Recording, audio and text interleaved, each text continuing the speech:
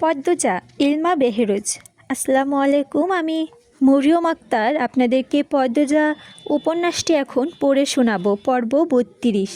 বাড়ির গেন্নির মতো কোমরে ওড়নার আঁচল গুজে গুজে রান্নাবান্না করছে পদ্মজা। হেমলতার কোমরে ব্যথা, তিনি রান্না করতে চাইলেও পদ্মজা রাখতে দিল না। মুর্শিদ বললেন, বেদনা লইয়া রান্ধান লাগবো না, তোমার মাইয়া যখন রাঁধতে পারে হেই রান্ধুক। শেষ অব্দি হেমলতা হার মানলেন। পদ্মজা মাটির চুলায় মুরগির গোস্ত রান্না করছে। খড়ি বা লাকড়ি হিসেবে আছে বাঁশের মুড়ো, আগুনের শিখার রং নীলচে। শীতের মাঝে রান্না করার শান্তি আলাদা। মুরগির গোস্ত রান্না হওয়ার কারণ আজ এতিম মিসকিন খাওয়ানো হবে। হেমলতা বলেন, সামর্থ্য থাকলে মাসে একবার হলেও এতিম মিসকিনদের খাওয়ানো উচিত, নয়তো ঘরে বরকত আসে না। রান্না শেষ করে পদ্মজা হেমলতার কাছে এলো, বলল, আম্মা রান্না শেষ। হেমলতার দৌর্বল্য মাখা কণ্ঠে বলল, তোর আব্বারে গিয়ে বল আলী, মুনিন আর ময়নাকে নিয়ে আসতে। পদ্মজা কিছু না বলে মাথা নিচু করে ফেলল। মোর্শেদ সঙ্গে আগ বাড়িয়ে কথা বলতে তার ভয় হয়। অনেক দিন বাজে ব্যবহার করে না, হুট করে যদি করে ফেলেন তো খুব কষ্ট হবে। হেমলতা মৃদু হাসলেন, বললেন, কিছু বলবে না, যা তুই। পদ্মজা ধীর কণ্ঠে বলল, সত্যি যাব? হেমলতা সামনে পেছনে মাথা ঝাঁকিয়ে ইঙ্গিত করলেন যেতে। পদ্মজা মোর্শেদকে উঠোনে পেল, চেয়ারে বসে রোদ পোহাচ্ছেন। পদ্মজা গুটি গুটি পায়ে হেঁটে গেল। আব্বা ডাকতে গিয়ে গলা ধরে আসছে তার। ঝোঁক গিলে ডাকল, আব্বা। মোর্শেদ ঘাড় ঘুরিয়ে দেখতে পায় পদ্মজা। পদ্মজার মনে হচ্ছে বুকে কিছু ধপ্পাস করে পড়ল। পদ্মজার দৃষ্টি অস্থির দেখে মিনমিনিয়ে গলায় বলল, আম্মা বলেছে আলীদের নিয়ে আসতে। রান্ধন শেষ? জি আব্বা। মোর্শেদের গলায় গামছা বেঁধে বেরিয়ে যান। পদ্মজা মোর্শেদের যাওয়ার পানের দিকে তাকিয়ে থাকলো বেশ কিছুক্ষণ। অনুভূতিগুলো থমকে গেল, ঝাপসা হয়ে আসছে পদ্মজার চোখ দুটো। অল্পতেই তার কান্না চলে আসে। সে তাড়াতাড়ি ডান হাতে উল্টো পাশ দিয়ে চোখ জল মুছল। গাছ থেকে পাখির কিচিরমিচির শব্দ আসছে। পদ্মজা সেদিকে তাকালো। তখনই হেমলতা ডাকলেন, পদ্ম। পদ্মজা ছুটে যায়, কিছু লাগবে আম্মা? না। পূর্ণা কোথায় গেল? ঘাটে। কি করে? মাছ ধরে বড়শি দিয়ে, জালি দিয়ে। এত বড় মেয়ে নদীতে নেমে জাল দিয়ে মাছ ধরে?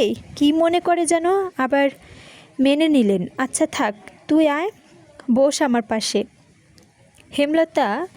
পদ্মজা হেমলতার পায়ের কাছে বসে পায়ে হাত দিয়ে টিপে দেওয়ার জন্য। হেমলতা পা সরিয়ে নিতে নিতে বললেন, লাগবে না। শাড়ির আঁচল দিয়ে পদ্মজার কপালের ঘাম মুছে দিয়ে বললেন, কোমরের ব্যথাটা কমেছে? চিন্তা করিস না, তোর আব্বা কিছু বলেছে? না আম্মা। আচ্ছা আম্মা, আব্বা এত পাল্টালো কীভাবে? পদ্মজা নিজের আগ্রহ দমে রাখতে পারল না। হেমলতা মৃদু হাসলেন। উদাস হয়ে টিনের দেওয়ালে তাকিয়ে বললেন, শুনেছিলাম তোর বাপ ভালো মানুষ, কিন্তু বিয়ের পর তার ভালো মানুষই ভুলেও দেখিনি। কারণ তার কানে মগজে মন্ত্র দেওয়ার মানুষ ছিল, অন্যের নিয়ন্ত্রণে ছিল। এখন আর কেউ নিয়ন্ত্রণ করে না, তাই পাল্টেছে। তোর বাপের ব্যক্তিত্ব নেই, নিজস্ব স্বীকৃয়তাও নেই, অন্যের কথায় নাচে ভালো। কথাটা শেষ হেমলতা হেসে বললেন। পদ্মজা কিছু বলল না। হেমলতা শুয়ে পড়লেন। আর সারা দিন বিশ্রাম নেবেন। আগামীকাল অনেক কাজ, অনেকগুলো কাপড় জমেছে। রূপ ক্ষণিকের, গুণ চিরস্থায়ী, এটা আব্বাসের বয়সে এসে বুঝেছে। পদ্মজার শীতল কণ্ঠে কথার তীরে হেমলতা ভীষণভাবে বিস্মিত হলেন। তিনি সেকেন্ড কয়েক ভাবলেন, তারপর আর পারলেন না। পদ্মজা চলে যাওয়ার জন্যই উঠেছে। হেমলতা অবিশ্বাস্য সুরে প্রশ্ন ছুড়লেন, এই খবর তুই কোথায় পেলি? পদ্মজা ঘাড় ঘুরিয়ে বলল, আমি তো তোমারই মেয়ে আম্মা, তোমার এত বড় দুঃখ আমি জানবো না?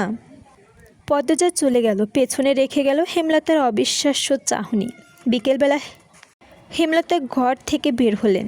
শরীরে কিছুটা আরাম এসেছে। পূর্ণা বড়ই ভর্তা করেছে, পাশে প্রেমা। পদ্মজাকে দেখা গেল না, নিশ্চয়ই ঘাটে বসে আছে। প্রান্তও নেই। তিনি পূর্ণাকে জিজ্ঞেস করলেন, প্রান্ত কোথায়? পূর্ণা কয়েক সেকেন্ড ভাবল কি উত্তর দিবে। এরপর ভয়ার্ত কণ্ঠে বলল, জানি না আম্মা। জানিস না কি? তিনি এবার প্রেমাকে ধরলেন। প্রান্ত, কোথায় রে প্রেমা? প্রেমা সহস্বরে বলল, আমরা সবাই খাটেছিলাম, প্রান্ত উঠোনে ছিল, এরপর এসে দেখিনি। হেমলতা গলা উঁচিয়ে বললেন, কোন মুখে বলি জানি না, একসঙ্গে নিয়ে থাকতে পারিস না? একা ছাড়িস কেন? কোথায় গেল ছেলেটা? হেমলতা ধমক ঘাট অবধি পৌঁছে যায়। পদ্মজা বাড়ির ভেতর থেকে ছুটে এসে প্রশ্ন করে, কি হয়েছে আম্মা? প্রান্ত বাড়ি নেই, সেটা আমাকে কেউ বলল না। দেখ দুটোকে, বসে বসে বড়ই ভর্তা গিলছে। দিন দিন অবাধ্য হচ্ছে মেয়েগুলো। পূর্ণা ভয়ে জড়সড় হয়ে বসে আছে। প্রেমা হেমলতার ধমকে ভয় পাচ্ছে, কিন্তু অতটাও না। হেমলতার মন কুগাইছে। তিনি নিজ ঘরে যেতে পদ্মজাকে বললেন, বের হচ্ছি আমি, সাবধানে থাকবি। তখন দুজন লোক প্রান্তকে নিয়ে বাড়িতে ঢুকলো। প্রান্তর কপাল বেরিয়ে রক্ত ঝরছে। পদ্মজা উদ্গ্রীব হয়ে হেমলতাকে ডাকলো, আম্মা। এরপর দৌড়ে গেল উঠোনে। প্রান্তকে কাঁদছে। হেমলতা ব্যঙ্গ পায়ে বেরিয়ে আসেন। প্রান্তকে আহত অবস্থায় দেখে ভয় পেয়ে আটকে যান। বুকটা হাহাকার করে ওঠে তার।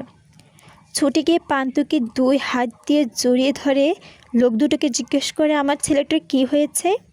একজন লোক বলে, পলাশ মিয়া সেরার লইগা মায়ের লাগাইছে।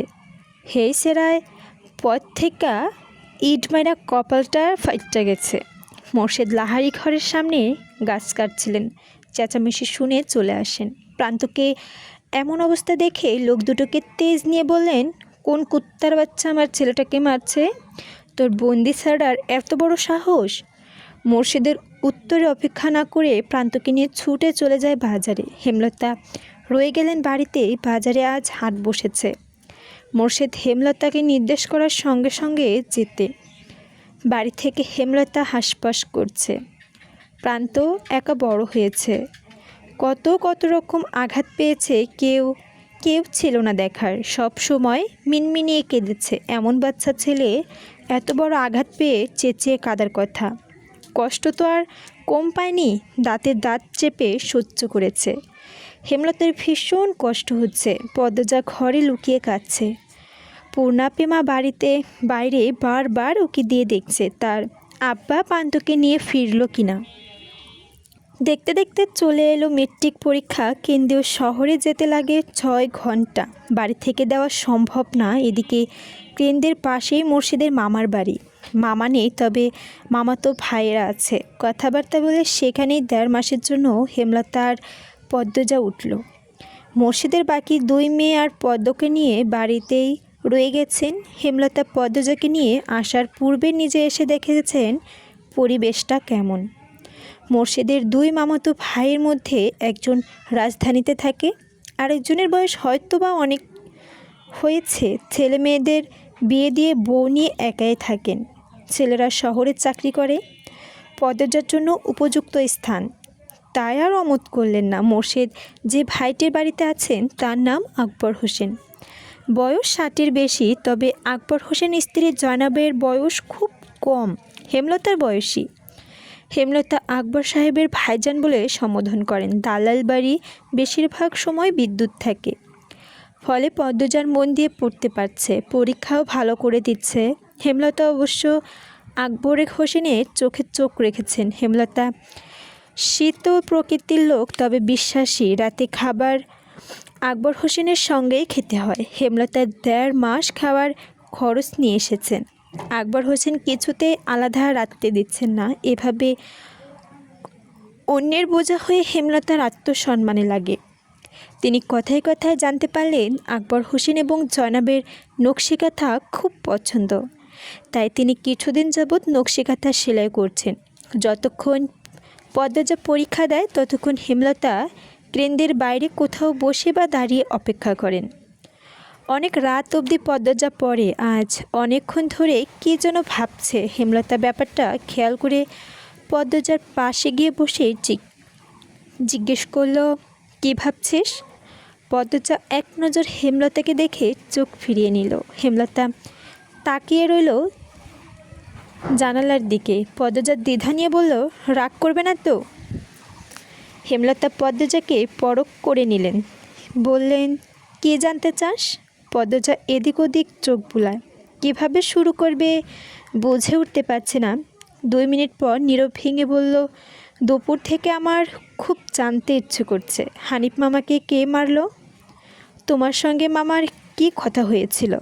হানিফ মামাকে মানে তুমি তো অন্য কারণে গিয়েছিলে, কিন্তু ফিরে এলে খুনও হলো। আমি সব সময় এটা ভাবি, কখনো উত্তর পাই না। মনে মনে অনেক যুক্তি সাজাই, কিন্তু যুক্তিগুলো মিলে না। সব যুক্তিই খাপছাড়া এলোমেলো।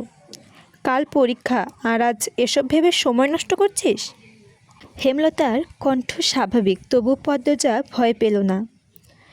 তবে কিঞ্চিৎ আশা মনে ভীষণভাবে উকি দিচ্ছে।